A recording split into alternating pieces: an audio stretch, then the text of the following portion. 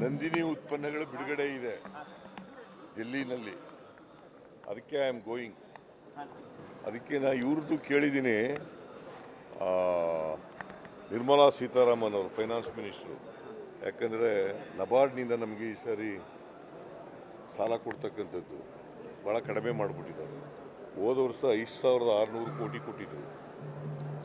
ಈ ವರ್ಷ 2,340 ಕೋಟಿ, ಅಂದರೆ 58% ಕಡಿಮೆ ಆಗ್ಬಿಟ್ಟದೆ.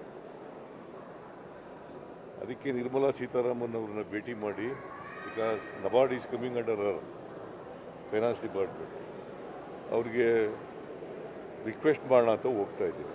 ಅದು ಒಂದು ಮಾಡ್ತಾ ಇದ್ದೀನಿ, ಇದು ಒಂದು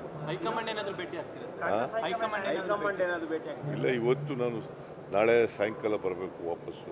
ಟೈಮ್ ಸಿಕ್ಕಿದ್ರೆ ಭೇಟಿ ಮಾಡ್ತೀನಿ. ಸರ್, ಆಮೇಲೆ ವಿಕ್ರಮ್ ಗೌಡ ನಕ್ಸಲ್ ಹತ್ಯೆ ಆಗಿತ್ತಲ್ಲ ಸರ್, ವಿಕ್ರಮ್ ಗೌಡ ನಕ್ಸಲ್ ಎನ್ಕೌಂಟರ್ ಅದು ಅನುಮಾನಗಳನ್ನು ವ್ಯಕ್ತಪಡಿಸಿದ್ರು ಒಂದಷ್ಟು ಜನ. ಯಾರು? ಪ್ರಗತಿಪರ. ನೋಡಿಯಪ್ಪ, there is a standing order. ಅವರು ಸರೆಂಡರ್ ಆದರೆ ಅವ್ರಿಗೆಲ್ಲ ಫೆಸಿಲಿಟೀಸ್ ಕೊಡ್ತೀವಿ ಅಂತ ಹೇಳಿದ್ರು. ಅವ್ರು ಸರೆಂಡರ್ ಆಗಲಿಲ್ಲ.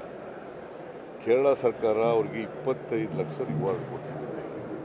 ನಮ್ಮ ಸರ್ಕಾರ 5 ಲಕ್ಷ ರಿವಾರ್ಡ್ ಕೊಡ್ತೀವಿ ಅಂತ. ಗೊತ್ತಾಯ್ತಾ? ಅವರು ಸುಮಾರು ಕೇಸ್ಗಳಲ್ಲಿ ಇದ್ದರು ಅವರು. ಸೊ ಹಂಗಾಗಿ ಅವರು ಎನ್ಕೌಂಟ್ರ್ ಮಾಡಿದ್ದಾರೆ ಅಷ್ಟೇ. ನೀವು ಅಪ್ರಿಷಿಯೇಟ್ ಮಾಡಬೇಕಲ್ವಾ?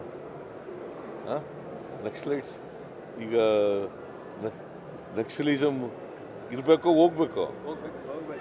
ಮತ್ತೆ ನೀವು ಹೇಳಿ.